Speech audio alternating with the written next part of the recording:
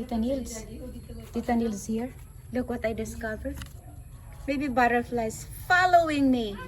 Tita Nils is here. This is my mom. So this is one.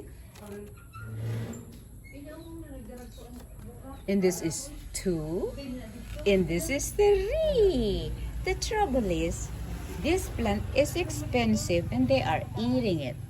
So I will see if they will try eat the ground flower.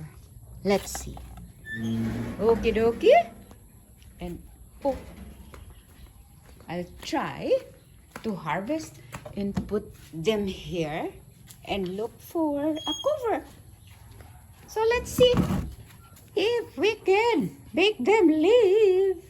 Now this is the house. Let's see if this will survive. I don't know what the color will this hatch into.